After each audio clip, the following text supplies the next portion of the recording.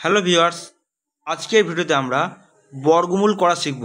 ভাগ প্রক্রিয়ায় কীভাবে বর্গমূল করতে হয় সেটা আমরা এই ভিডিওতে খুব ভালোভাবে শিখব। ঠিক আছে, সেই জন্য এখানে দেখো তোমাদের স্ক্রিনে কিছু সংখ্যা আমি নিয়ে নিয়েছি। এই সংখ্যাগুলো আমি বর্গমূল করব। প্রথমে দেখো 81 আছে, 81 বর্গমূল করব।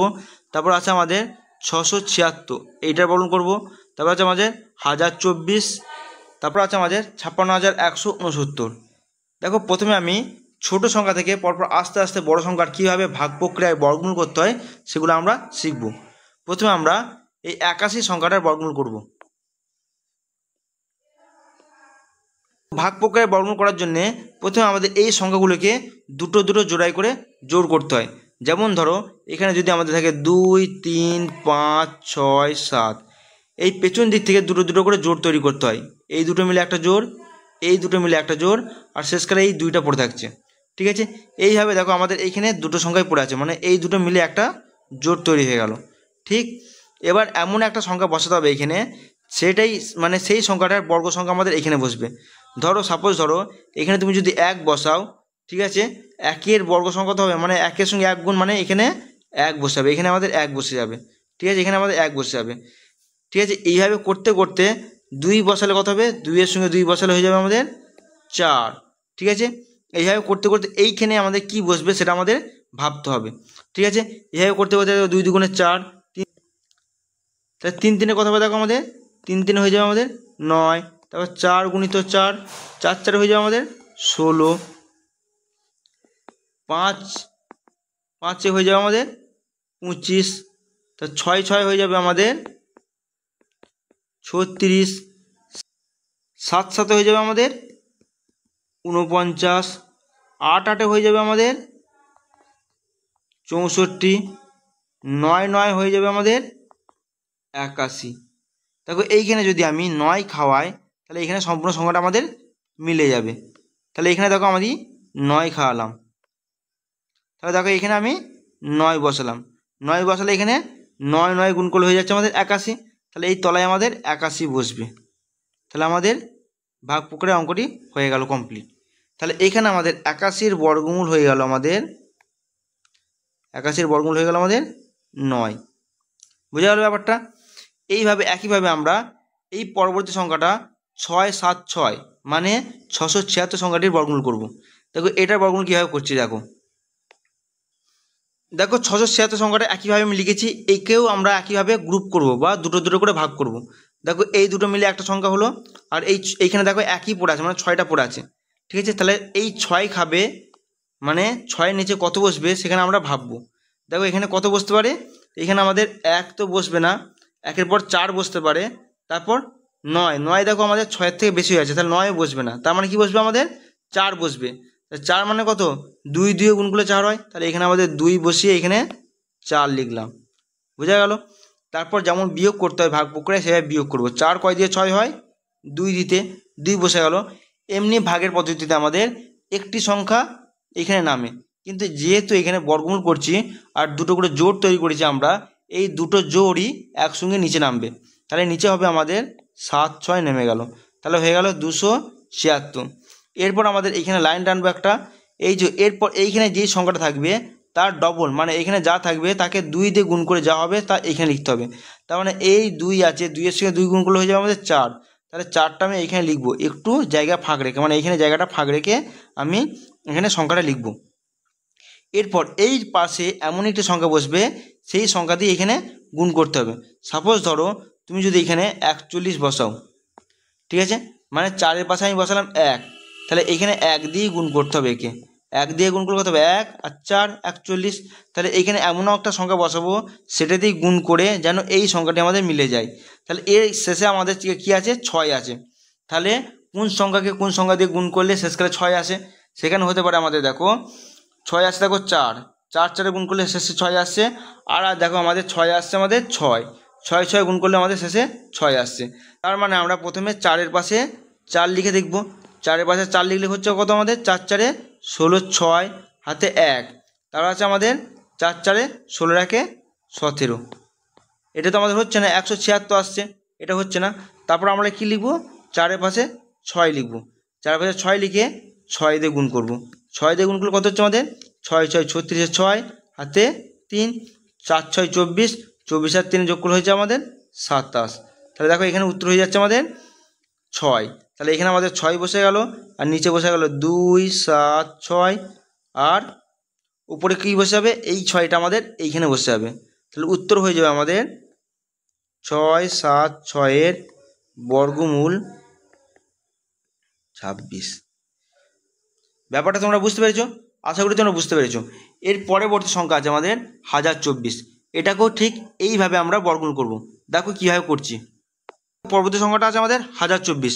এটাকেও দুটো দুটো করে ভাগ করলে হয়ে যাচ্ছে। দেখো আমাদের এই দুটো নিয়ে একটা গ্রুপ, আবার এই দুটো নিয়েও একটা গ্রুপ।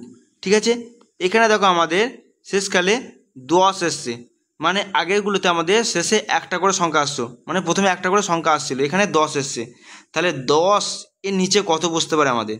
10-এর নিচে দেখো আমাদের বসতে পারে, এখানে দেখো 4 আছে, তারপর 9 আছে, তারপর 9-এর পরই হচ্ছে 4 4 16। তাহলে 16 তো এখানে বসবে না, 16 এর নিচে বসালে বড় হয়ে যাচ্ছে এর থেকে, তার মানে কি এখানে 9 বসবে। আর 9 মানে 3 3 9 হয়, তাহলে এখানে 3 বসিয়ে এখানে 9 বসলো। ঠিক আছে, যেমন ভাগ পদ্ধতিতে বসানো হয় সেইভাবে বসানো হলো, শুধুমাত্র এর বর্গ সংখ্যা এখানে বসানো হলো 9। এবার 10 থেকে 9 বিয়োগ করলে হয় আমাদের 1। একের পর আমাদের এই যে এই গ্রুপটা আছে, ঠিক আছে, এই গ্রুপটাই সম্পূর্ণটাই এখানে নিচে নামবে আমাদের, তার মানে 2 4 নিচে নামলো। তারপর আমাদের কি বসবে, এই যে বলেছিলাম আমি, এইখানটাতে বসবে এর ডবল, মানে এখানে 3 আছে, 3-এর ডবল কত বসবে, 3-এর ডবল মানে 6, 3কে 2 গুণ করলে 6 হয়, 6 বসে গেল। আর এই জায়গাটা আমাদের একটু ফাঁকা রাখতে হবে। ঠিক, এরপর আমাদের এই জায়গাটা কি বসবে সেটা আমাদের এর শেষের সংখ্যাটা থেকে একটু বিচার করতে হয়। দেখো এখানে আমাদের শেষের সংখ্যা 4 আছে, তাহলে আমাদের কত কত গুণ করলে শেষে 4 হয়? দেখো এখানে 2 2 গুণ করলে আমাদের 4 হতে পারে, আর দেখো 8 8 গুণ করলে আমাদের শেষকালে 4 আসতে পারে। তাহলে প্রথমে 6-এর পাশে 2 লিখে দেখব। 6-এর পাশে 2 লিখলে হচ্ছে আমাদের 2 লিখে 2 দিয়ে গুণ করব। 2 দিয়ে গুণ করলে হচ্ছে 2 দুগুণে 4, আর 6 দুগুণে 12, 124। তাহলে এটা 2 লিখলাম, আমরা মিলে যাচ্ছে। তাহলে এখানে 2 লিখে 1 2 4 লিখলাম। তাহলে এই 2টা আমাদের এইখানে বসে গেল। তাহলে আমাদের 1024-এর বর্গমূল কত হয়ে যাবে আমাদের? 32। আশা করি বুঝতে পেরেছ। এর পরবর্তী সংখ্যা আছে আমাদের 5 6 1 6 9। এই সংখ্যাটার বর্গমূল কীভাবে করবে দেখো। এটা একটু বড় সংখ্যা নিয়েছি আমি তোমাদেরকে আরও ভালোভাবে বর্গমূলটি শেখানোর জন্য, সেই জন্য এই সংখ্যাটির বর্গমূল কীভাবে করছি একটু ভালো করে লক্ষ্য করো। দেখো এখানে সংখ্যাটা নিয়ে নিয়েছি আমি 5 6 1 6 9। এটাকেও আমরা দুটো দুটো করে ভাগ করব। এই দুটো নিয়ে একটা, এই দুটো নিয়ে একটা, আর এখানে আমাদের 5 একা পড়ে থাকবে। তাহলে আমাদের 5-এর নিচে কত বসতে পারে?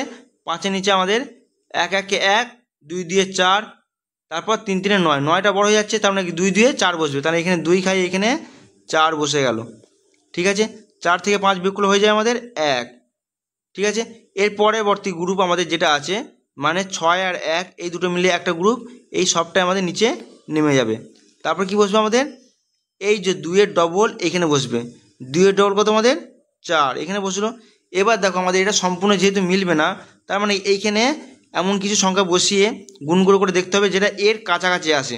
এটা সম্পূর্ণ মিলবে না, কারণ এর পরবর্তী আমাদের সংখ্যা আছে, সেটা এটা সম্পূর্ণ মিলবে না। তাহলে এর পাশাপাশি কী সংখ্যা হবে সেটা আমাদের লিখে দেখতে হবে।